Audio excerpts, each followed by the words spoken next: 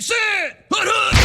Welcome to the Dynasty Nerds Fantasy Football Podcast, where we discuss Dynasty strategy, rankings, and all things NFL. So get ready to geek out on fantasy football with your host, Rich Dotson. And welcome to the Dynasty Nerds Fantasy Football Podcast. I am your host, Rich Dotson, here with my fellow nerds, Matt O'Hara. Hey. And Garrett Price. How's it going? Oh, it's going great. It's Turkey Week. Woohoo, gobble, gobble. Oh, my favorite holiday is Thanksgiving. Easily. Yeah, Food, dude. a plethora of it. Bunch of football on TV. All day. All day long. Nobody expects me to do anything but watch football and eat the food because I can't cook for my life dependent on it. No, I'm expected to sit around, eat some food, Yes. watch some football, and fall asleep. Yeah. Check. I do all those things. It's great. I'm hoping that's what I get this year. We have like a new tradition we're starting. We used to have to like go to like all these awkward places and then we would like travel place to place. It was awful. Like, what's the awkward place? Like my in-laws, extended family, old people I don't know. Oh, that's awkward. Don't have the game on. Making the rounds. Yeah. Mm-hmm. But we're not doing that this year because of COVID. One good thing that came out of COVID. Yeah. I'd be like, after the game. She's like, when's the game over? Like midnight? When's it start? Noon. After all the games. Wait, you're watching football for 12 hours? Well, I'm eating turkey too. Yeah, I'll probably, at Stop halftime, it. I'll probably turn on Star Wars. Isn't that usually on also Oh, at some yeah. point? Like, Yeah. they always gotta have That'll be fine. They always have to have some Some big random dog blockbuster. show. Yeah, My yeah. schedule's completely booked right now. I'm so sorry. We'll talk Black Friday. But before we get into today's show, as we enter week 11, which is a big week, we're inching closer and closer to the playoffs. Dynasty trades are still in abundance. In abundance. I got buns, son. And it's a war of nutrition, and Gotta get there. Thursday is going to be a big part of that nutrition. So And to be fair, we're going into week 12. This is week 11. I'll go inside you Oh. with this information that we're about to drop on this awesome podcast. But before we do that, how about a word from my bookie? My bookie, Thanksgiving is about traditions. Like turducken with mashed potatoes and betting on football with my bookie. Turkey Day free play. My bookie's third annual Turkey Day free play returns Thanksgiving Thursday. It's your chance to bet up $250 risk-free on the early Thanksgiving game. The Turkey Day free play is a no-risk, all-gravy wager on the full game spread. Pick the right team and you win. If your team is upset, your bet up to $250 is refunded before the next afternoon game. New players will get their first deposit matched halfway up to $1,000 to help add even more excitement to the greatest football weekend of the year. That's right. Make your first deposit and get extra cash you can use on parlays, teasers, and props all weekend long using that promo code NERDS in order to claim your bonus and your free bet. And the best part is, that's only the beginning. MyBookie has promotions all holiday weekend long. Turkey Day free play is Thanksgiving Thursday that rolls into Black Friday boosted odds and finishes the holiday strong with buy one, get one free Cyber Monday night football. That's why at MyBookie, they call football season winning season. Check it out now. No risk, all gravy, baby. Don't forget to use that promo code NERDS to claim your freebies. And listen, there's stuff out there. I doubled up last week. You know what I did? Browns money line. Took the Browns under. the Browns money line. That's a parlay I hit. I took the Browns. You do the Browns money line every week. And the under, and I came up big. Nice. Yeah, I saw that rain, and I was like, dude, I'm putting it all on the Browns. Absolutely. Under. And guess what? You pulled worked. it out, yeah. It was a crappy rainy day. Yeah, Yeah. you could be rich too, just like me. All you gotta do is change your birth certificate. There you go. As we get into week 11 here, a lot of news.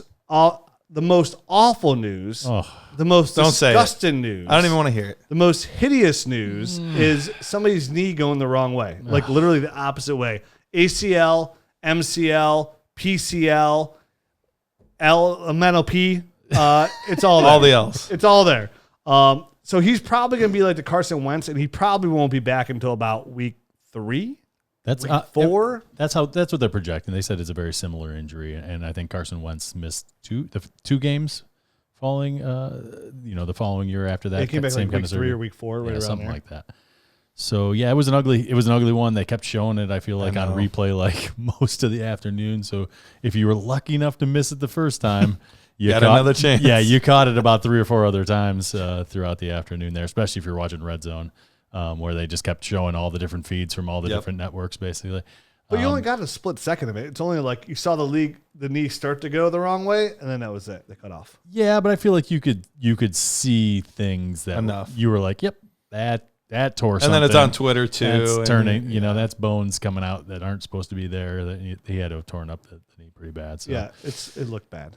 Yeah, and you could tell. I mean, just the look on his face, like he knew what was going on. He knew that he was trying to like look very stoic about it, but you could tell there was a lot going on in his head that he knew. Yeah, my wife's like, he's not crying. I'm like, he's a grown man. Why is he gonna be out there crying? She's like, you'd cry, and I'm like, maybe. But you're a baby. Yeah, but I'm not Joe Burrow. I'm Rich Dotson. Look at me. Go to the YouTube channel. Look at me. He's like, yeah, he's a crier. He's a crier. He's a crier. He's a crier. Oh, I stubbed my toe. Somebody call 911. Help me, Tom Cruise. So Joe Burrow now out for the season. Now there's a very good chance in your Superflex leagues that you're starting Joe Burrow on a week-to-week basis. Quarterback 14 going into this, having a very solid, promising year. I mean, no Justin Herbert year, but you see where he's going. If it wasn't for that awful offensive line that hurt their quarterback, it just goes to show you how you need a good offensive line because it absolutely destroyed their quarterback. To me, this is a great buy-in window for Joe Burrow. Just a couple weeks ago, you're not buying Joe Burrow in Superflex. The price, sky high. But now, somebody that had Joe Burrow, maybe, I don't know how they acquired him, if they're a competitor or a playoff team and they need a quarterback, now maybe you could dump a quarterback that's a middle-of-the-road quarterback for Joe Burrow. Let me ask you this, because I got this question on Twitter, and I thought it was a pretty interesting one. Whoever it was, I can't remember the guy's name. There was a contender who had Joe Burrow, just like your scenario here, and he was in total, and the person who owned Justin Herbert was in total rebuild mode. But the guy that had Joe Burrow was very interested in trading for Justin Burrow, and he was asking me what the difference in the price was. So Justin Herbert. What number of times are you going to do that? Plus what equals Joe Burrow? Justin Herbert plus what equals So Joe Burrow plus what equals Herbert? Exactly. I'm sorry. Yes. Thank you for following. for Justin Herbert plus minus carry the 2 for Burrow to Tagovailoa. So yes, exactly. Yes, got it. So Justin Herbert equals Joe Burrow plus what for a contending team? In Superflex. I feel like, so obviously they're going to hold you up against it because they're like, yeah, you need Justin Herbert. He's quarterback 6 on the year. Yeah, he's been better. He's quarterback 6 and Joe Burrow is right around 14. Yeah. I'm not a arithmetic scientist, but scientist. My kid asked me the other day, he's like, Dad, who's smarter, you or Albert Einstein? I'm like, me, clearly. He's Obviously. like, you're not smarter than Albert Einstein. I was like, well, go ask Albert Einstein. He's like, he's dead. I'm like, exactly. Survived. Yeah. I'm still here. Who's smarter now, huh? Who can answer your question? Me or Big Al? Yeah, exactly. Hey, E equals MC square. Boom. You're just Albert Einstein said that. Oh, can't hear him. Can't hear him. Can't hear him. Was it him? Where's the Ouija board? Yeah. Huh?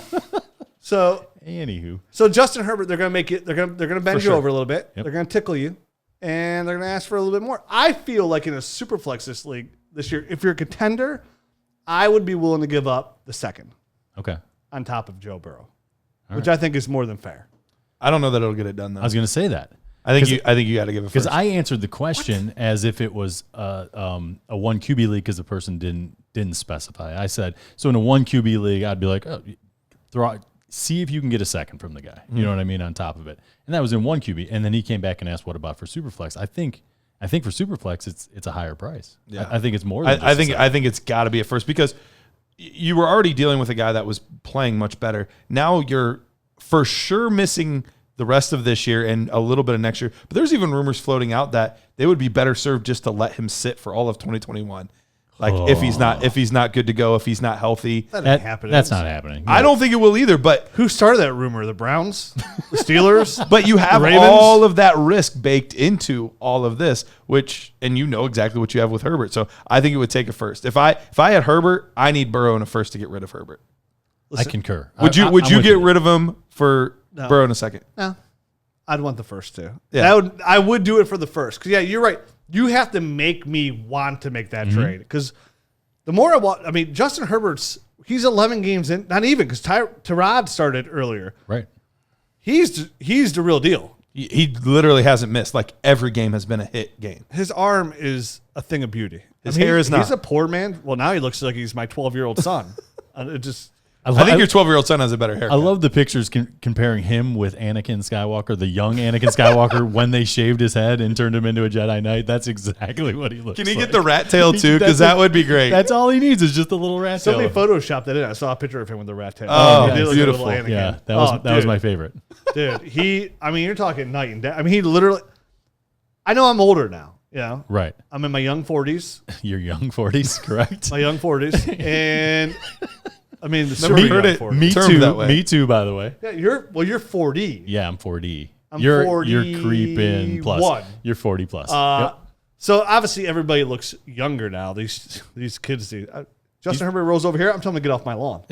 Get off my lawn, you little punk. Yeah, It's like, I'm not even in your line. No care. Get off Hey, it. Joe Burrow Herbert, get off my lawn. Yeah, but he does look young. But, I mean, Justin Herbert, to me, like, I was thinking about this weekend, watching him play. I was like, man, in the Superflex League, I have a ton of Justin Herbert shares just because, as we said it on the show, like, Herbert was a lock for us at 1-3. Some people were giving us crap about it. Now you could argue he could have gone 1-1. Because we mentioned last week, we take him over Tua right now, and that's an easy thing. Justin Herbert, what he's doing now, Keenan Allen on a 5-year deal. Who knows what happens with Mike Williams go next year? If not, the class is deep enough they can get another receiver in via the draft. But Justin Herbert, the more I think about him, You shut your mouth, by the way, when you're talking about my man, Mike Williams. I hope he stays. I mean, he'll prosper wherever he goes. Don't worry about him.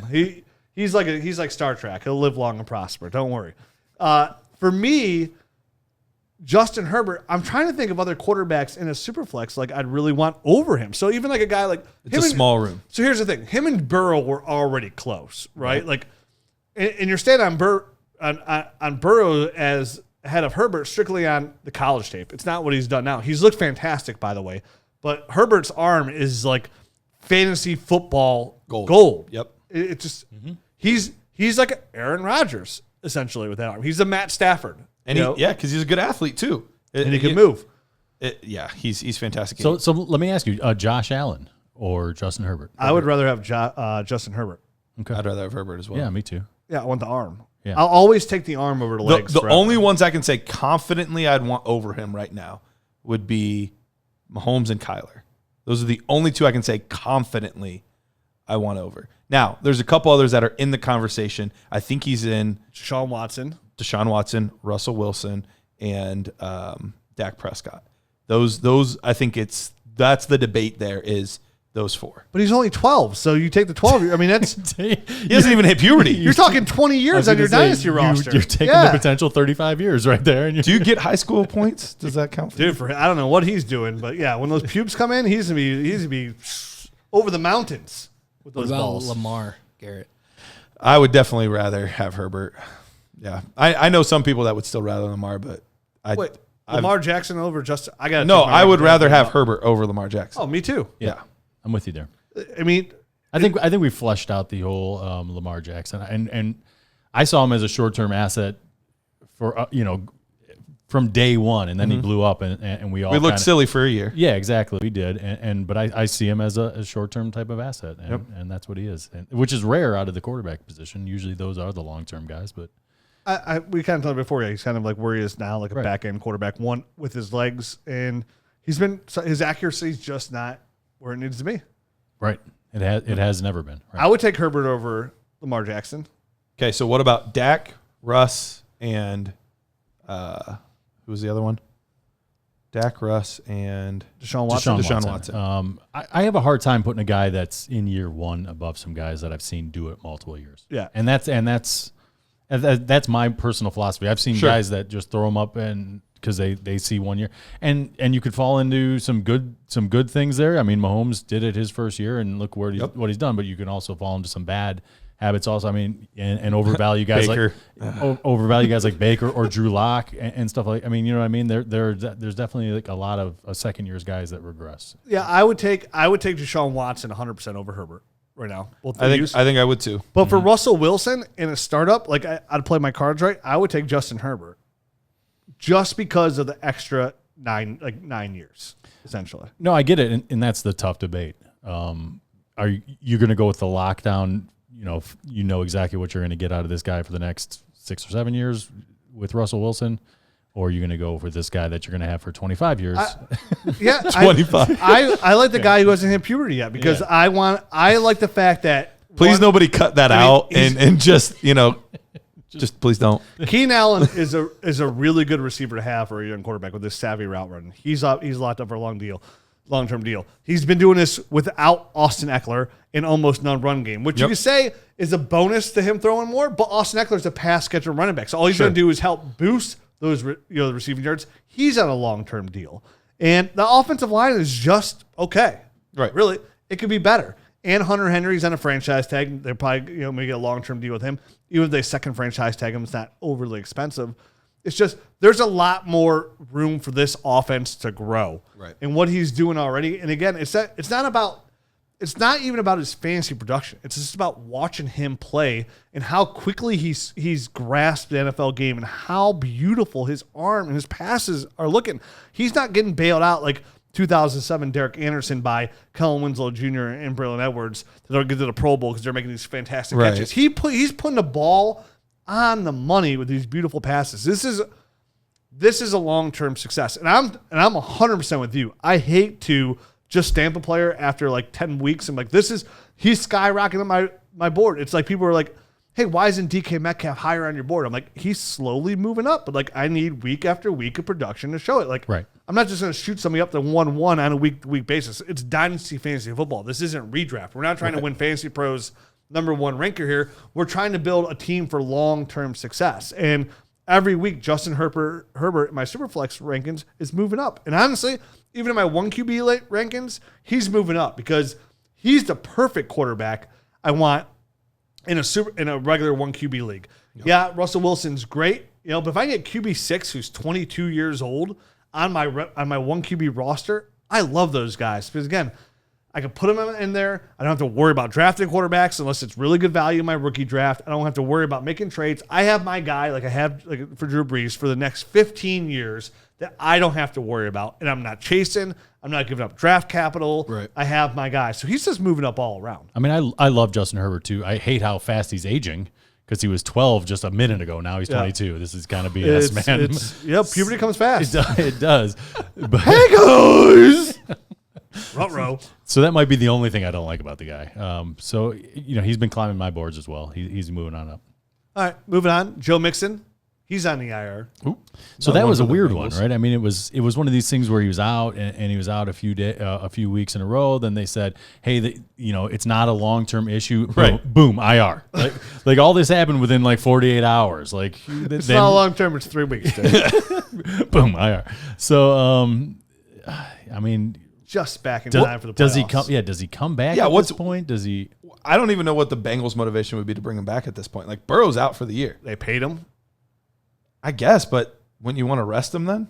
Like with running backs, don't they get paid less money too when they're on IR? Or I know normally they do. No, I think they do get. There's like usually split contracts and stuff like that. Yeah, I have no idea. I'd have to look into the details of that. I have no clue on that. But I just don't know. Like they know their offensive line is trash right now. There's only like 1 or 2 redeemable pieces on that line. They're probably going to be picking in the top 5. Take that tackle from Oregon, who's supposed to be this all-world talent, which would be great for them. QL or whatever his name is? Yeah. So I don't know what their motivation would be. Maybe they do decide to bring him back, and if so, he'll be just in time for the fantasy playoffs, and that'll be great. He needs to because I need him. Oh, I do too. In my 1 league. In the 1 league you have him. Which I regret trading for him. In the 5 leagues or 6 leagues that I have him, I absolutely do need him. But at this point, I just don't know what their motivation would be to bring him back. In the meantime, ride Gio, right? I mean, he's been fine. He's been okay. I mean, he's a mustache like that. In his stead. Yeah, that mustache is sweet. I love any guy that, I mean. It is Movember. It is amazing. I mean, even seeing Antonio Brown on the field this past week with the little mustache, I get such a chuckle out of the fact that guys are rocking mustaches again. It's, I don't get it. It's just you got it for a short period. But you know of time. what? You looked so creepy. It was amazing. I like looking at the mustache, but like I can never take it seriously. Like I'm always like, if you have a mustache, like I'm like, you're here to entertain me. I agree with that, and it does. It entertains me. And it works. There's no way you're taking yourself serious, right? I mean, come on. I mean, unless you got like a really legit stash, like Well, Gio Bernard's Jack Selleck. stash is legit as they come. It's- I mean, it's Tom that's, Selleck. that's Not Father's Jack Selleck. Time's Tom Selleck. mustache. Like It's Tom if Gods Selleck has style. a Or Tom mustache, Selleck. There we that's the go. Jack, mustache. Tom, Yeah. Tim. It's Tom. Whatever his Selleck's first name was. It's Brent? It's Joe Herbert style. Brent That's all. Selleck. Yeah, that's what it is. Hey, Austin Eckler, designated return. He doesn't have a mustache. He has got no mustache, no hair on his head either. He might play this week. Maybe limited. This Saying is there's a great chance. news. So if you're holding out, I mean, again, I'm excited to see what Justin Herbert could do with Austin Eckler. Have this this little short intermediate option here in the flat screens. For sure. Yeah, it's gonna be exciting. Yeah, he's been getting no yards from Balaj or Kelly or Jackson off of those screens. Nope. Like this is a guy that could actually oh, you had a 55-yard touchdown pass. Yeah, I threw it 6 yards to get it to Austin Eckler. So that could only be a nice boost for his numbers. So yeah, we'll cross our fingers on that one. It seems like he being Austin Eckler, he alluded to the fact that he was maybe making a return before last week, and it never happened. So hopefully this one they're actually designating him for a return, but it just opens up a 21-day window. So we'll see if he's actually active this week or not. Immediate start when he gets back in here. For sure. LaMichael Pirine, he'll miss some time. High ankle sprain. That's not hurting anybody's fantasy football goodness. Who knows what's going on that team? It's going to be a complete overhaul. Yep. When they draft Trevor Lawrence and they have Denzel Mims out there. Frank Gore won't be the main starting running back there. They'll probably draft a running back too, or bring one of these guys in out of free agency because there's a ton of free agents. A guy like Kenyon Drake might come out there. Yeah, I can see that. There's a lot of free As long as agents. Gase is I gone, was going to say that as long as Adam Gase is gone. he will not come back to that. The odds of Gase being back there next year are Oh my gosh. about as good as odds of me growing a thick beard. I was going to say mustache, but I could do that. But we've seen you. Yeah. Oh, dude. We've seen you. Not everyone. Not everyone. Next time I'll get it here and I'll bring it up for Yep. everybody to see it for the YouTube show to So, see my You should grow up for Christmas. my mustache. Yeah, beautiful Christmas present for your What family. am I gonna do for my? How about this? What about January? January. All right. That's not a Christmas present. How about if we go back in quarantine? Quarantine stage. Yeah, it's just I can't. For my other business, like I have to go talk to people on a regular They basis. have to see his face. Like I said, I'm not And then there. they can't take you serious. Yeah. I'm like, hey, how you doing? They're like, I don't know, Jokey. What are you doing? Huh? Tell a joke, funny man. Yeah. Rub my top lip. So moving on Moving on. because we're not here to talk about mustaches. We're not here to talk. can do a whole just, mustache show. just Are about we? mustache. Are we? Like what? Ron Swanson. Like, well, you shaved your mustache. Friction. Like, I laughed so hard. Oh, that's my Ron kind Swanson's so great. That's my kind of joke right there. J.K. Dobbins, Mark Ingram, and Adam Thielen, all French kissing. All COVID. Oh, is that what it is? Yeah. Oh, I read that wrong? Yeah, you read it right. Oh, on the COVID. On the COVID list, it turns out that Adam Thielen tested positive, but then he actually got retested and he came back negative. So Adam Okay, Thielen's so good. he should be good. No, He's no, good to no, go. no. That- They got to test negative twice. Okay, well, you're right. You're right. But I mean, chances are that if he tested positive once, then negative the second time, that the first one was a false positive. Okay. So I guess we'll see to find out if he gets that second negative result. But I think Adam Thielen should be good. Okay. And then J.K. Dobbins, Mark Ingram, most likely probably going to sit, which is just Thursday. Thursday night Right. game. for That them. whole thing is getting real interesting because there's been a bunch of staff members, some other players. 10 in total. Yikes. So that game might actually end up, depending on if I don't know why they don't just move it to Sunday.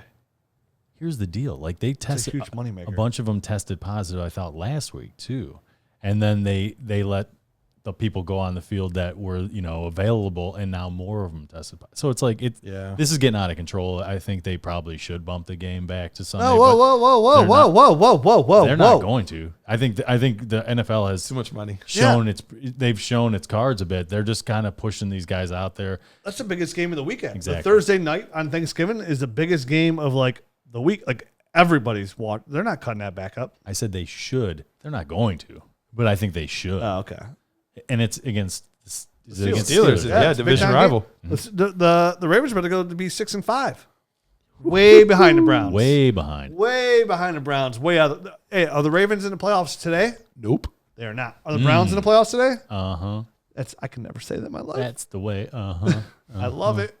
DeAndre Swift, he's still in concussion protocol, but he practiced on a limited basis today. Right. So that there's definitely optimism that he should be able to go, but that's another situation where kind of wish it was a Sunday game because there would be more time to clear all those hurdles. But there's definitely optimism around it because he was able to practice, but he has not officially cleared protocol yet. We'll know today. I was going to say, this is one of those things where in the protocol, you have to exert yourself and then see how you react to it. So today was probably the exertion day where he did some work, right? And tomorrow is going to be the day that they see how he reacted to it. So if he reacts positively and gets into full practice, I think he's probably going to be cleared to play for Thursday. If he exerts himself.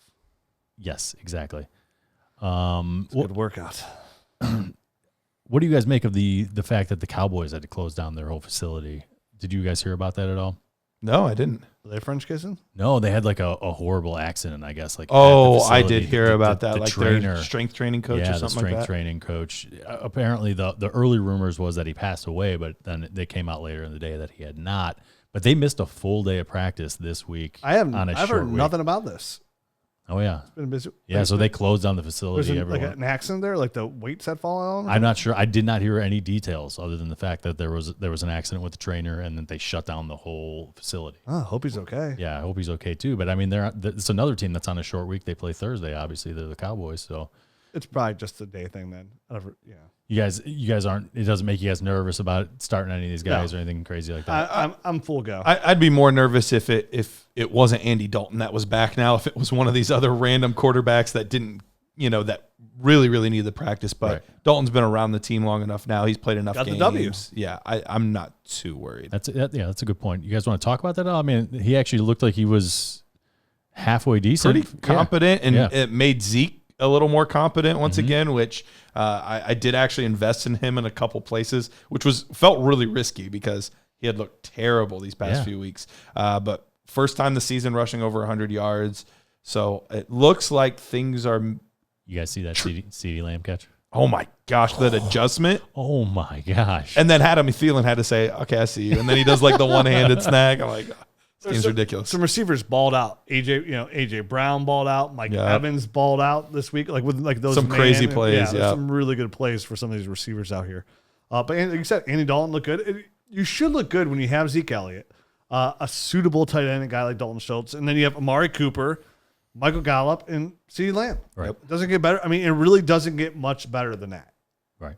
That I can think of in the NFL for when it comes to like skill position wise. They moved. They shuffled around their offensive line. They moved. I can't remember who out to right. Zach tackle. Martin. They Martin. moved the guard to right. So everything looked a little bit better. I feel like than it has these past few weeks. So maybe trending up a little bit there for some of these skill people on the Cowboys that were getting hard to kind of start and kind of rely on. Says Zeke window there. It may be closing. Yeah. Yep. I'm in a league where in my high stakes league, the guy's been trying to sell me Zeke for forever, and the problem is like he wants guys that I need to win this year, and I'm competitive. Right. That's the problem. Right. He wants Dallas Goedert. Dallas Goedert's my starting tight end.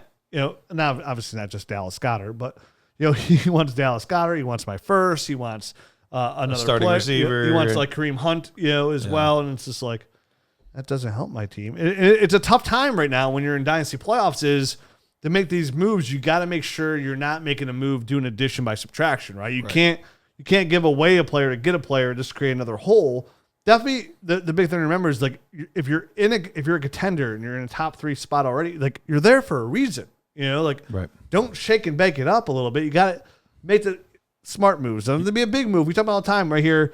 Is when you're in the playoffs, a lot of people want to make that big trade. They might have made a big trade, but we talk about these guys all the time, these smaller depth guys, like a guy like Nelson Aguilar right now for the Raiders, who's playing really well, and he's been somewhat of a roller coaster. Like if you like Will Fuller, right? Nelson Aguilar is like a drastically discounted Will Fuller almost is the way I look at him, and you can probably get Nelson Aguilar for super cheap, and right now he's on a playoff contending team, and he's their number 1 receiver. Mm-hmm.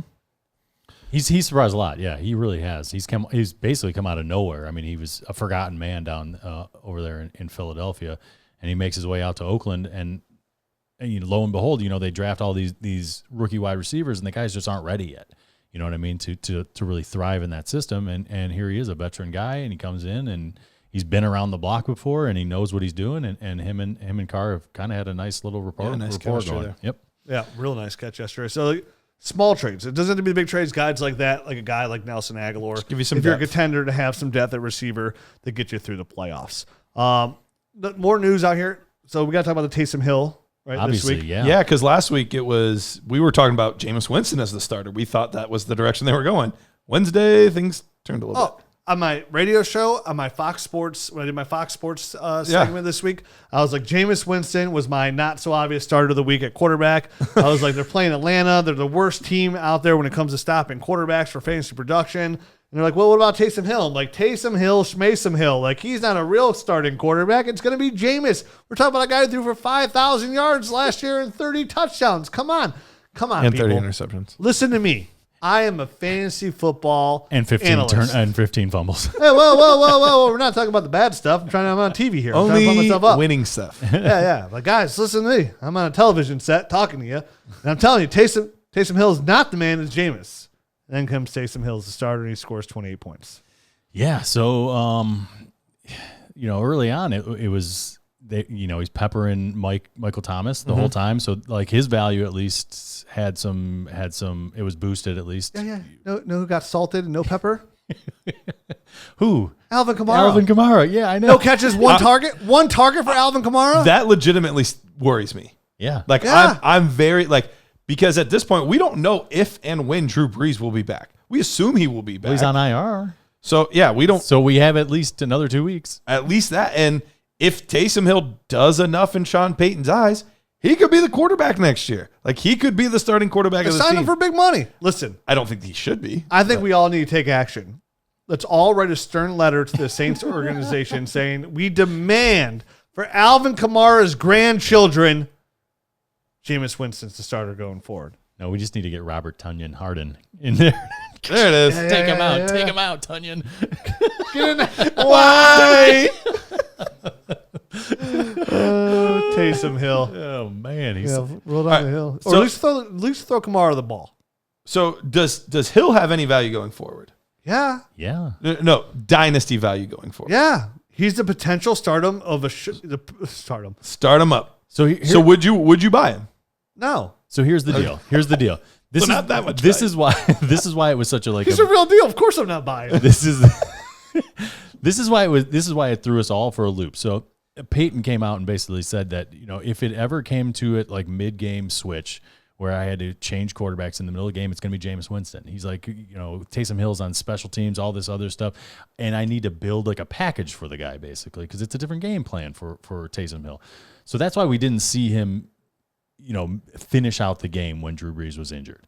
But now he had a whole week to plan for it. Sure. And if he gets a whole off season to plan for it, I mean, imagine the offense that he's going to be able to build for this guy. It's going to look completely different than it does right now. So I'm not convinced that he's not the guy going forward. If Me neither. if Drew Brees hangs up, so why are you saying that he's got no value long term? I didn't say that. You did. You We just said- I said said it. he did have value. He asked said if he I was did. It does buying have value. it. He I said doesn't no. want him. Oh, okay. I said he does have value because he's a potential starter of a Right. Sean Payton-led offense with Alvin Kamara and Michael Thomas. I think he has some. I mean, I know he's 29 years old. He's one of these BYU guys that came into the league late and all that kind of stuff. But I think he's got a probably 5-year window where he's going to be, if he starts, he's going to be valuable. And he has rushing ability. Yeah. Well, here's the thing for me, because this kind of goes back to similar to Lamar. I still don't trust any quarterback that will run the ball first and then throw second. Like, if he can't win the game on his arm, it's borrowed time to me. It's how long will this last? It's 100% borrowed time. That's why I said it's a 5-year thing at most. At most. Well, but that's the thing. Like, it can be a very valuable 2-3 year window. Sure. I mean, it's and I've heard this comp a lot, but it makes sense for fantasy purposes. It's similar to when Tim Tebow was out there. Like, that's the kind of offense that You would never have thought to see. Tim Tebow was going to be good. Though. Don't you think Taysom Hill throws the ball better than Tim Tebow? A little? A lot. I wouldn't say a lot. No. A lot's a stretch. Did you see Tebow throw at all? Do you remember him? Yeah, you were just like a wee pup when he was out. Oh. You 12 or Yeah. 13. We're like Joe Burrow over here. we're like the same age. Hello, pubes.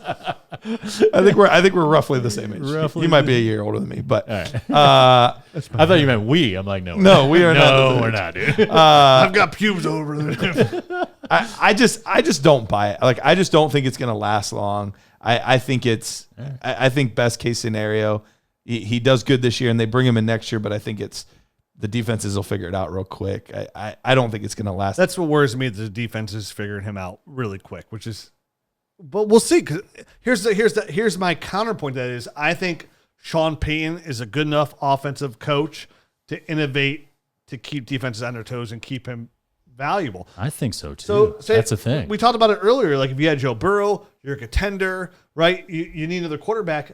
Taysom Hill, hot name. We all know Dynasty's that game of like selling, striking while the iron's hot. Sell while you can when the value's up there. Do you think right now you could get a first for Taysom Hill? You are a contender and you have him. Are you selling him for a first? A 2021 first. I'm taking the first too. All day. You're a contender? You're a contender, but you don't need, like, he's your third quarterback. Yeah, okay. Oh, third makes it tougher. If he's my fourth, I'm third actually makes it tougher. Say your third. Say you have Drew Brees and Taysom Hill as your third. That does make it tougher just because I have to have depth for the playoffs. Yeah, you absolutely do. So I guess I'm holding in that situation. And he could be a total jackpot. You know what I mean? He's a lottery team. In that situation, I'm holding. But if I'm middle of the road or I have three quarterbacks or I'm a rebuild or whatever, he could potentially get you 2 passing touchdowns and 3 rushing touchdowns in any given game. Do you know what I mean? Yeah. Like he could have one of those. He could be Josh Allen. Yeah. Essentially, with not as big of an arm. I think because he's got Michael Thomas short and he's got Alvin Kamara. Maybe if he throws in the football, but he can just one target, straight up run the ball. Like Josh Allen runs the ball, as a quarterback. Yeah, Taysom Hill could running back. Yeah, Taysom Hill could just run the ball as a running back. Okay, here's the question: Who would you rather have, Pat Mahomes or Taysom Hill? Go. Justin Burrow. Justin Burrow. I don't see Pat Mahomes just rushing the ball. I'll take Pat Hill. I'm talking one with Superflex League right now, though. Like, if you're looking upside with some of these, like, okay, here's one for you, right? About to knock your socks off. You got socks on? I do. You're not wearing sandals, are you? I am not a sandal guy. If you wear socks and sandals, shame on you. My brother-in-law does that. I've been making fun of him for 12 years, about 12 years. Are they the toe sandals? No, he wears like the like Adidas. the flip flops. flip-flops? Yeah. Apparently like all the young people The do that. slides. Yeah, Joe Burrow. I mean, Justin Herbert. Probably. You I got me do doing that. that too. You do it? Yeah. I do. How dare you be? I'm okay with it with the slides. Sorry, I sound creepy in the mic. Yeah, You did. You had like a real raspy. Well, it fits your DMX, sandals and socks what? perfectly. He comes in like, I wear socks and sandals. You want some candy in my van? Huh? You can't wear socks and sandals here. You can't wear them anywhere. No. I'm also wearing tighty whities. I haven't washed them in days. Like, you are creepy. Skid mark. Okay, ready? Right now, Superflex League. Superflex League. Taysom Hill or Carson Wentz? Carson Wentz. Carson Wentz. I mean, I feel like you still have a longer window there. I don't know, man. I bet I can see that Jalen Hurts coming out here. It's possible. I mean, he looks bad. He does. Like you take Michael Jackson's album "Bad" and put Carson Wentz on the front of that because that's how bad. They're sitting there all like laying down. Leather jacket, zippers everywhere. Yeah, how about all those wounds he's got all over there? But jeez, he looks bad. I think we're gonna talk about Carson Wentz a little bit though. That whole offense looks terrible though, man. It does. Yeah, I mean, except for Miles Sanders and Dallas Goedert. Garrett, before we get into our next segment, how about you tell us about our friends over at Prediction Strike? We're talking about buying low, selling stock high, market. yep. Hey, no site out there today for making money is going to help your dynasty knowledge more than PredictionStrike.com. Garrett, tell the nerd herd all about PredictionStrike.com. So Prediction Strike is the only performance-based stock market where you can buy and sell shares of professional athletes just like they were stocks. Can you imagine buying Justin Herbert? Oh. Or Justin Burrow? Oh, my gosh. Producer over there's going to offer him candy to get in his van. There it is. If you were able to invest in him when people were saying, he's not worth a first-round pick in Superflex, you'd be making a lot of moolah right now. He's definitely one of those guys that would have gone up. So at PredictionStrike.com, that's what you can do. You can acquire professional athletes for your portfolio, and you get to watch their stocks rise, fall, based on how they do in the real games. You can visit PredictionStrike.com, create an account, deposit the funds, and then buy, sell, and hold shares of your favorite players, just like the stocks. Yeah. You're at a loss for words. I got choked up because I got so excited about Joe this. Burrow's stock price plummeted. Joe Burrow is like the Tesla of stocks right now. It is amazing. It is. Oh, wait. Garrett. Justin Herbert is like the Tesla of stocks right now. Who is this guy? This Jordan Love or Jordan? What was I'm that having, I was about? I'm having a hard time. Anyway, get started today by visiting PredictionStrike.com and sign up with the code DYNASTY to get an additional $10 for your first deposit of $20 or more. That's at PredictionStrike.com, keyword DYNASTY. Nice. Yeah. For $10, you can buy a nice pair of scissors and cut those socks off and let those toes breathe in those sandals over there, you hippie. You want some candy? He went from real raspy to like real high pitch. Yeah, see, he's trying any way he can get in there. Like, hey, you want some candy? Ooh, you're scared. Hey, you want some candy? All right. That creepy guy from American Dad. I never watched American Dad. Oh, never mind then. That was Family Guy, wasn't it? Oh, it was Family Guy, wasn't it? Oh, Herbert? My bad. Yeah. Hey, I got this candy. It's in my pocket. No, the money It is. was Burrow. I got your tip. It's Herbert, right? It was Burrow. Oh, It was well. Tua. No, he's like, I got your tip right here in my pocket. Just go ahead and dig down there and get it. and grab it. Oh, you're nice. So let's talk about running backs for a minute, shall we? Let's do it. In a dynasty format. These guys' stocks. Yeah. These guys, what? They're Are going up? stocks. Oh, stocks are going Stocks. up. Okay. Prediction strike, my friend. Oh, strike while the iron's hot. Clyde Edwards-Helaire, 14 attempts, 69 yards, 2 touchdowns, 1 reception, 8 yards. 1 more reception than Alvin Kamara, 8 more yards than Alvin Kamara in the passing game. Jonathan Taylor, 22 attempts, 90 yards, 4 receptions for 24 yards. I won't even let you guess how much more yardage that is than Alvin Kamara in the passing game. J.K. Dobbins, who's French kissing Mark Ingram, had 15 attempts for 70 yards, 1 touchdown, 2 receptions, 15 yards. And our guy, Antonio Gibson, the forgotten guy of the bunch, kind of still in the back end, who's still outproducing Jonathan Taylor by a ton, J.K. Dobbins by a ton, 16 attempts, 94 yards, 1 touchdown, one reception for 10 yards. How many more was that than Alvin Kamara? All of the above. Okay. Yeah. All of the Infinitely. above. Just checking. Not infinitely. One. Garrett. Infinitely more. This guy's gonna start wearing socks and sandals.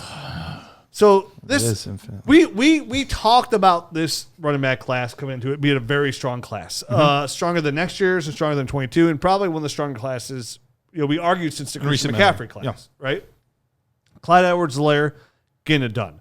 Jonathan Taylor not getting it done whatsoever. Finally had a good game. Hopefully, this is a start of good things to come. This was the first time, and obviously, I had him as my third guy pre-draft, but post-draft, he was my top guy. So I've been watching very intently because I moved him up to the top of my board. Yeah, you got the black. I got the white strings there. YouTube. That's how you It's for the see that. YouTube show. That's I for the just now saw YouTubers. that. Yeah, it's our gear. It's our Yeah, Dynasty and gear. the color of Mine came in like that. So that must be the newer version. This is the older version. Old school. Rich's hat has a little bit longer than I ours. am the OG of Dynasty. Yep. What is this? Yeah. What Oh, are we throwing in? Oh, the the Dynasty hat. beanie hat? Gosh, Look at that. Warm it Dude, up. look at this thing. Put it on. Get Yeah. Jared's lice. Throw that thing on Dude, there. I have lice.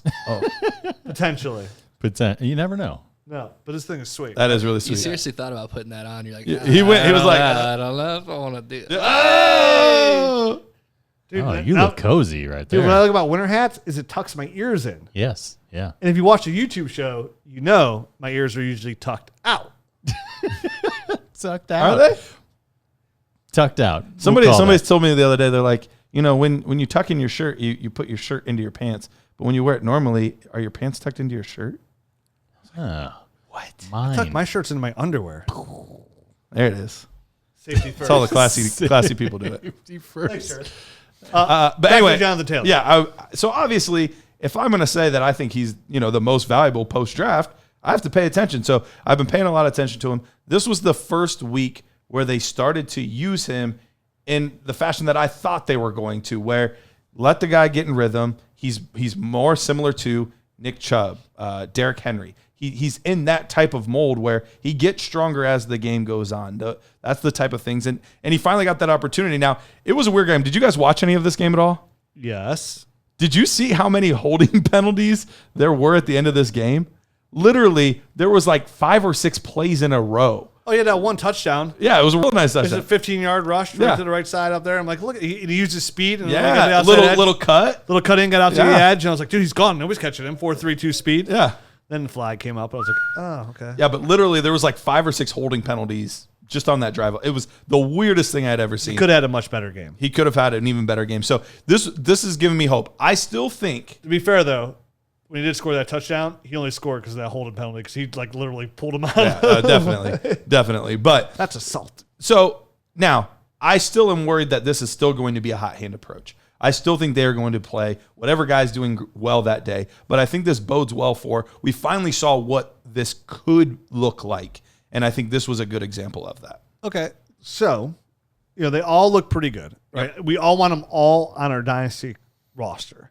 Absolutely. Yep. But, and DeAndre Swift's not even on this list. Right. Because he didn't play. He didn't play this past week. And James Robinson, I could have easily put on this list as well. He's just had good why games isn't James every Robinson week. on this list? He should be ahead of, okay, so add DeAndre Swift to this list.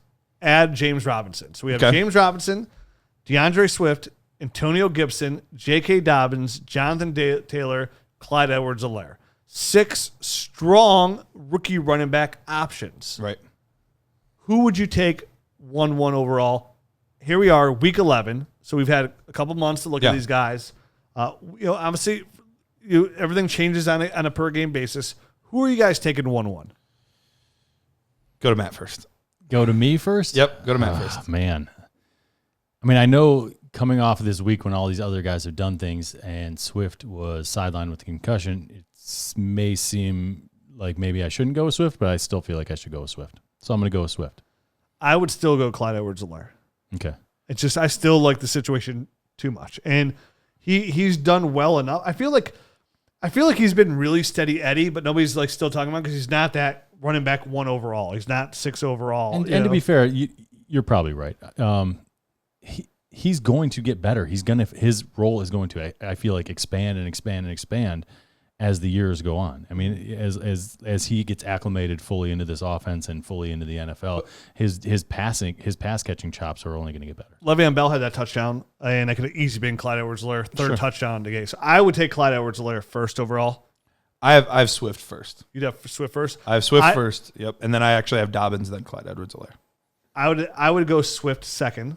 I would go Dobbins third. I'd go James Robinson fourth. Oh, I'd go Antonio Gibson fifth, and I'd go Jonathan Taylor sixth. Wow! I push on the back. Listen, I've just seen out of all these other guys, they're all like, upside. Right. The only guy has worrisome here that's running the back of his offensive lineman that's not seeing the holes whatsoever is Jonathan Taylor. I totally agree with you. I didn't see this past week's performance, so I'm basing that off of what I've saw in up to now, for the first 10 weeks or so. So, and I saw a lot of that, him not finding the holes, him just kind of, it's almost like, hey, you're programmed to go here, just go. He's just going to go there no matter what. And that can take you really far in college with huge holes, especially at Wisconsin. We always talk about that. But in the NFL where things get tighter and you have to be a little bit quicker on your feet and have a little bit, I think, more running back instincts to succeed, he's got to take that next step, and we'll see if he actually can. But like you said, he has the most risk, I think, out of those guys. So I kind of agree with you there. Sky's still the limit, and that's not saying I'm taking him 6 out of these running backs. That's still the top 15 of all running. Like I have them all in the top 18. Yeah, they're all ahead of everybody else. Yeah, nonetheless, right. I mean the running back pool today in Dynasty is not abundantly deep. I'm not putting him back with like Cam Akers, who's shown like nothing. Cam Akers is so far Right. back. Like I'm taking like, I don't know, maybe even Duke Johnson over. No, probably not. But like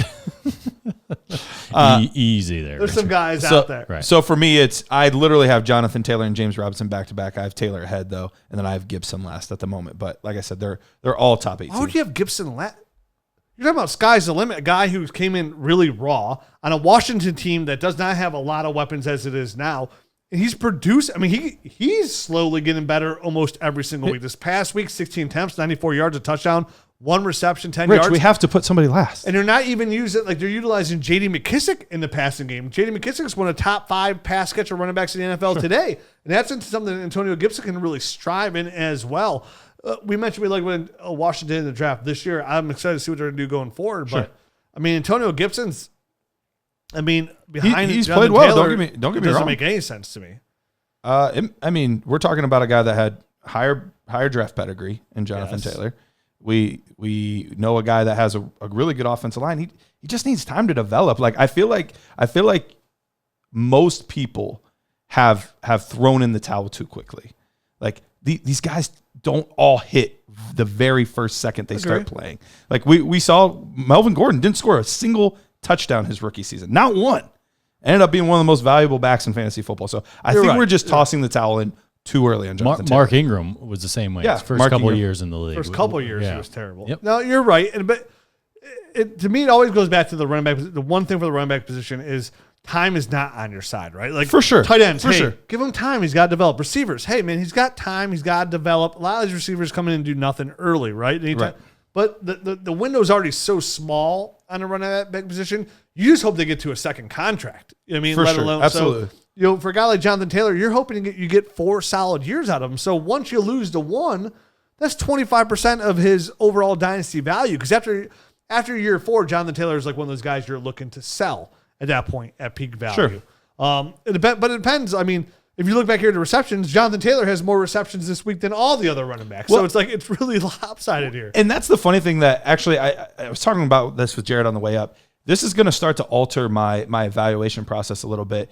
I'm going to stop worrying so much about how good of a pass catcher they are, because really it's just going to be pass fail. Can they do it? Yes or no? Because we see Clyde Edwards-Helaire, one of the best pass catchers we've seen in a while, not being used that way at all. Swift is a little bit. Josh Jacobs last year, that was his best attribute, was pass catching, not being used that way at all. Then we have Jonathan Taylor and James Robinson, guys that we would not profile as pass catchers, catching the ball. So I think that has become such a situational dependent, scheme dependent, quarterback dependent trait that it's just more going to be for me now. Can they physically do it well enough to get by? Yes or no? Yeah, I think, and then from there you go, how are they in the open field, right? Like, how's their open field? How are they elusive? How's their contact balance after, in the open field again? Because then once you catch the ball, what can you do with it? Like, that's where Swift strives ahead. That's one above of his all, best things. Yep. Because when he's in the open field, he is electric, right? Yeah, the he's way quick he as a flashed hiccup. out. Yeah. Same thing with J.K. Dobbins. His lateral, elusiveness Yep, is absolutely. top notch. We're good. Jonathan Taylor lacks that. He's a north-south runner. Sure. It's the one thing we were worried about him coming out is just 96% catch percentage though. That's been impressive for him. Yeah, it absolutely has, and it was one of the big question marks about the guy. For sure. Where his ability. It was to one hold of my on to the biggest worries ball, too. Hold on to the ball. I ragged on him the whole time for it. He had a 16% drop rate in college. It was ridiculous, and all his passes were easy. And here he is striving. And you're right. Can you? Can't you? It's a good way going forward. Yeah. So, speaking of this, let's talk about some more rookies, shall we? Let's do it. Jared, you're not in this. I was asking for the list. Like, give me the list. You're like, you don't need the list. Give me the list. I have the list. Do you need me to get the list? I see the list now in front of me. Okay. Rookies we've seen very little or none of. Which do we want to invest in? First guy on the list, Cam Akers. Cam Akers. I'm going to Now- pass. now, Big- I will big say- fat pass in the investment on that. This Pass kick. week, Cam Akers, you could argue, looked the best he looked all year. He definitely he had some moments where he showed a little bit, but a lot of those bigger runs were very, very well blocked plays. Like, he didn't necessarily do anything super special on any of those, but he definitely has, this was one of the things we talked about beforehand. He has the size, he has the strength, he has the speed. It's all going to be the between the ear stuff. Like, does he get all of that figured out? And that's not a knock on his intelligence in any way. From what I heard, he's a very smart guy, but does he process all of these things the right way to be a successful running back? And that's what I'm just not sure about, because we're seeing Henderson for the most part, not this week, but we're seeing Henderson look a lot better for the most part. And Malcolm Brown had some nice runs this week too. So is it ever going to get to the point, because both those guys are pretty young as well, is it going to get to the point where they trust him enough to be a lead back that you want to start in fantasy football? I just don't see that in the cards anytime soon. I would. So here's the thing. I would invest in Cam Akers for a second round pick, a mid to late 21 second. Okay. Because if that's Just what I on can the get- upside? On the upside, because Sure. this is a guy they invested in with a second round pick. They took him over J.K. Dobbins, right? Still crazy to me. They invested in him, and we kind of knew Cam Akers was coming to this. It was going to be a big learning curve for him into the NFL. And we don't want to hear too much about it because he had enough time there in college to learn a position. But come the NFL, learning Sean McVay's offense from a really smart guy, having a playoff caliber team, they don't really have the patience for you to make any mistakes whatsoever. Everything, Malcolm Brown, pass protect, Darrell Henderson, just now, a former second round pick himself, just now being involved here, he had to wait his time. I feel like he's worth the investment in the second round pick just on the potential of next year being the guy that he could put it all together. You know what? I was thinking about that even before you said the playoff stuff, and that was kind of the route I was going to go. And maybe I want to change my mind from my initial. I don't want to have anything to do with him. I mean, I guess at the right price, a second round pick, especially since next year's class is going to be pretty shallow from all we know from now, that it's going to be hard to get a guy in the second round that has this much upside. So, like you said, they invested a second round draft pick in this guy, and right now they're in playoff mode. They can't have a guy that doesn't know all of his assignments and isn't the most instinctual runner right now. Right. Out there thinking, you know what I mean? He just needs to be able to run. He needs to know all this stuff so he doesn't have to think about it. I feel like that might be part of his issue as well. So once next year rolls around, they get a full off season, he might have a better shot, I think, at cracking the starting lineup. I'd give the second, I think, in one QB because we're not as worried about the awesome quarterbacks and the tight ends and stuff like that. But I think there's going to be so many of those guys that there's going to be a ton of value in Superflex that I might not be willing to give up the second in Superflex. I'd still have a back end second. Like Matt mentioned, this running back class coming out as shallow as it is, and we all are going to need that running back help. So if you might as well if you're going to take a running back, take a guy that just win the first this year. So even in a Superflex league, it might be more obtainable to get him for a second, and because you're most likely want to take a running back there in a second anyways. Now this draft is so deep, it kind of like frees you up then of not worrying, have to think about like, okay, I could take Najee Harris here, or I could take Rondale Moore, or I could take Jamar Chase, or I could take Bateman. I mean, there's there's other options there. You could actually take the receiver, who's probably offers the higher long-term upside in this class at least. And then you have Cam Akers as your second-round pick. And if it pans out, but it's no riskier than another second-round pick later in the draft. Sure. Jalen Reagor.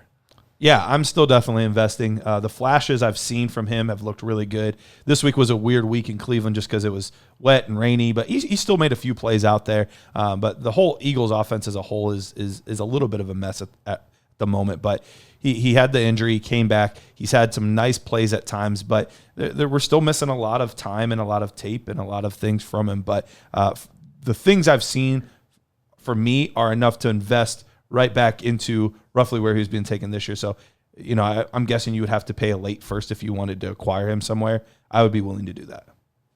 Yeah, no, I think I would still invest in a guy like Jalen Reagor, especially at the price you're talking about right there. Like you said, I don't know if it's everything like the offense is just off a little bit. You know what I mean? Like nothing is firing on all cylinders. Everything just seems a little bit off in that offense. And I feel like it's going to be, that's the story of this year for them. Sure. You know what I mean? It's just going to be like that until the whole season's over. They need to kind of get to the offseason, clear the slate. Had so many injuries early. So many injuries, kind of start fresh. And I think, Carson Wentz will be in a much better place. The tight ends, the running backs, and of course, they'll have the wide receiver room kind of figured out as well. Guys like Jeffrey, I can't remember his contract status. I know it's an awful contract, but I think they might be able to get out after this year there.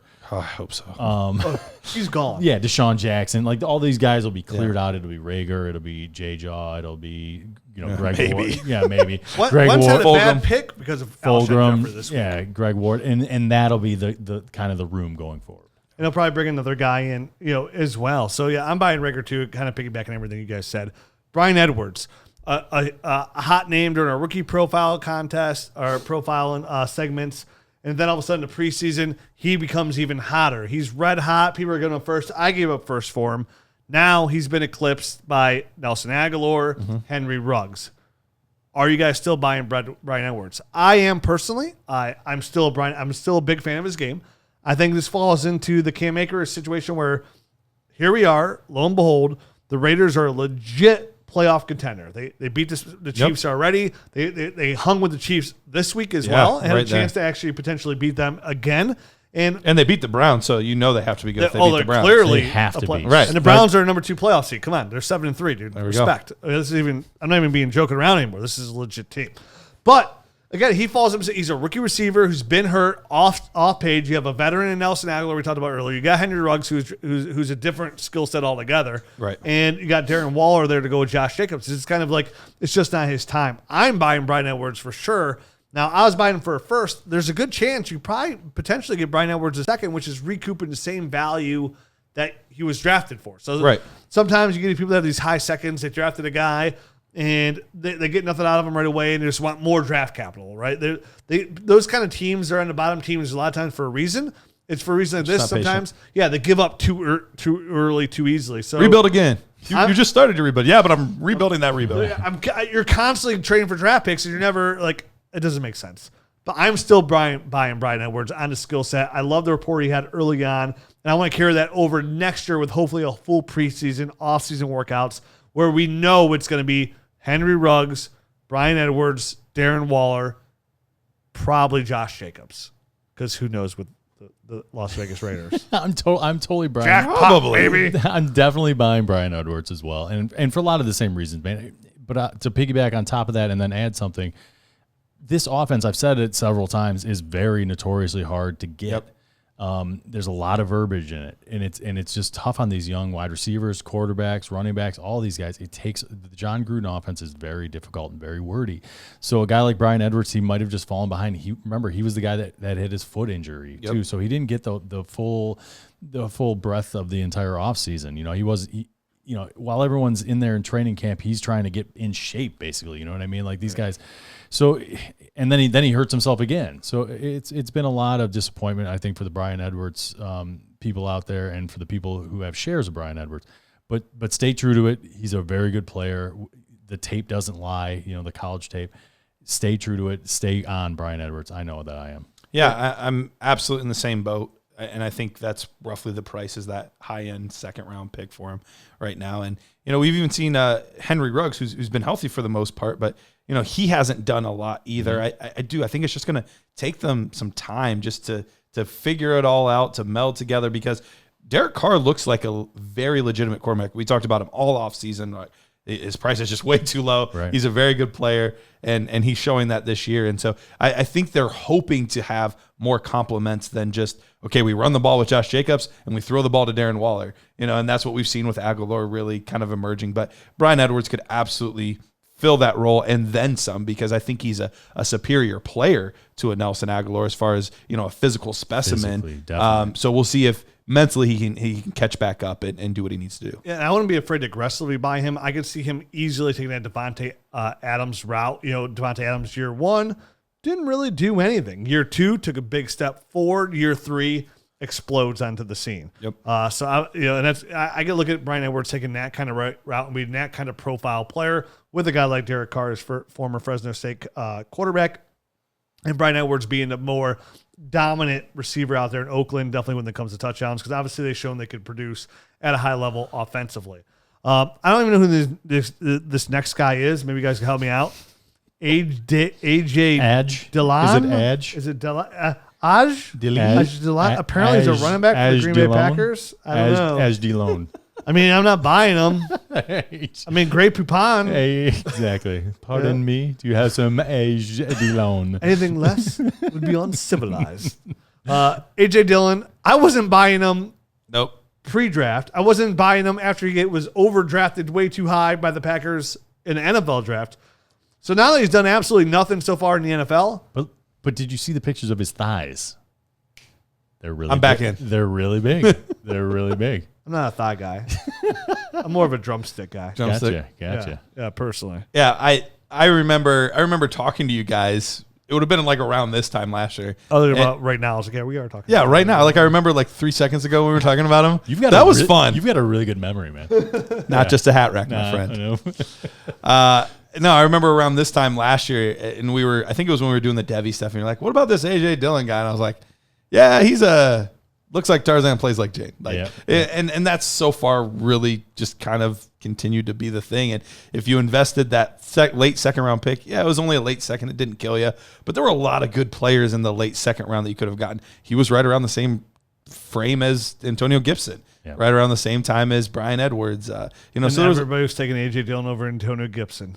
And in super flex, you could have got maybe even Jordan Love or, some of these guys that don't have any value just yet, but Jordan Love in a year or two could have a ton of value. So that was definitely, we had our misses. Don't get me wrong. We had our misses. This is one I think we've absolutely gotten right. Okay, Devin Duvernay for the Ravens. Are we invested in him?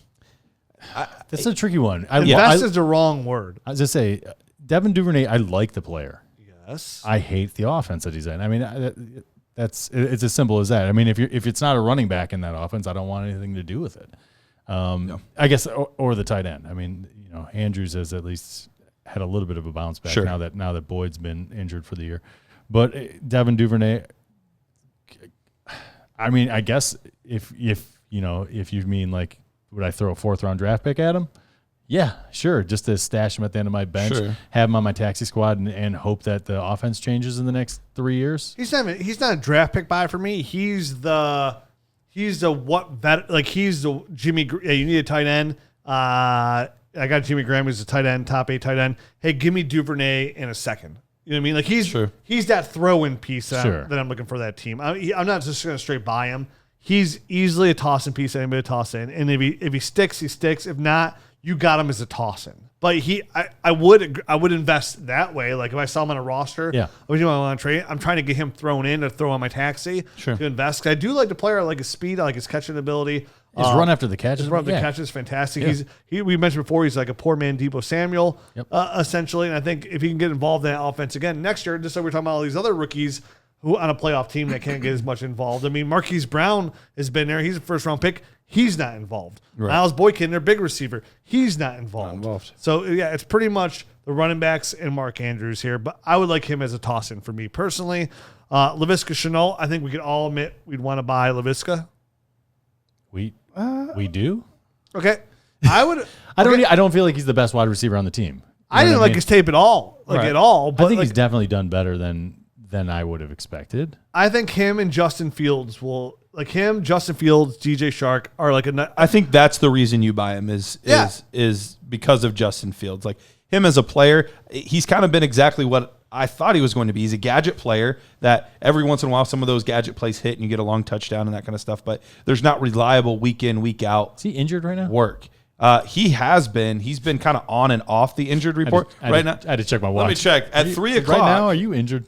It's a hairy situation. He's been on and off. I think he's back. So he has been banged up a little bit too, which adds to it. But that was part of his MO coming in. He's always been banged up. He's a very physical guy. He plays. He plays almost like the wide receiver position, almost as like a running back. Yeah. So he's always banged up, and that's come to fruition. The fact that he's a gadget player, like you said, also kind of is showing it's rearing his head here in the NFL. Mm-hmm. So I just don't think he's the best fantasy asset on the team as far as a wide receiver. I think that's Shark, and that's why I'm not like overly. Invest I'm not gonna is the wrong word again. I'm not going to go out and try to get him. I think you would still have to give roughly what you paid day one, which is like a mid-second. Oh, never mind then. And I just don't think I would. Like if I can get him for a 3rd, sure. I'll do that on banking more on Justin Fields than anything else. Right. Yeah, invest is the wrong term. So yeah, I would not, I guess, invest. You can invest using predictionstrike.com. Hey, look at that. Promo code Dynasty. Hey. Anthony McFarland, let's get a couple more here real quick, then we're going to end the show. Anthony McFarland, Steelers running back, invest or no invest? I like the player, but I'm not going to just because I don't think he's ever going to be the lead back. I don't think James Conner is going to be the running back there next year. I think he has the opportunity to take the lead here. I don't think he will, but I would like to own some Anthony McFarland. No, I'm good. I'll pass. Jordan Love, supposedly quarterback for the Green Bay Packers. I don't believe it because they got Aaron Rodgers, and there's not many people in the NFL better than Aaron Rodgers. Would you invest in Jordan Love as a replacement for Aaron Rodgers that I think he'll never replace? Depends on how long you're willing to wait. I think he'll need Aaron Rodgers to wear Depends for him never get an opportunity. Well said, sir. Touche. I'm willing to throw like a early 3rd out there, just in case he Aaron Rodgers decides to go somewhere on his own, or they just end up deciding to trade him. How long is this contract up? Because you ain't trading Aaron Rodgers. I don't know. Rodgers before the season was kind of like, we'll see what happens after. Like he was very kind of because he just spent a 1st-round pick on a quarterback, so he's like, my time is up here. If he's playing otherworldly, oh my god, if you have Aaron Rodgers, You don't get again when the But they had Aaron Rodgers before, and they still took Jordan when Love. when the Colts had Peyton Manning and he left, he hurt his neck, and there was a transcendent quarterback there. Sure. It all just worked out. Besides that, nobody in the history gives up a quarterback in their prime like a guy like Aaron Rodgers. That's playing like Aaron. I mean, they You can't drafted do it. Aaron Rodgers when Brett Favre was And Brett Favre played for 3 more years. right. Okay. So His contract runs through 2023, but there's a potential out after 2021. I want nothing to after do with Jordan Love. 2021. Okay. I don't even think he's that good of a quarterback anyways. I don't think he was. I don't think he's that great, but in pick. super flex, if I can get a quarterback that could be a starter for a 3rd round pick, Yeah, I don't want him clogging up my roster. I usually flush turds. Any rookie tight ends you guys want? I like Komet a lot. I'm buying Komet. I like him, man. I still like Troutman. I was gonna say Troutman looks good too. Troutman's a nice little buy. He's a slow Outside burn. of those two and maybe Harrison Bryant. Harrison Bryant. Are there Definitely any, want Harrison Are Bryant, there for any sure. other tight ends that are even on your radar?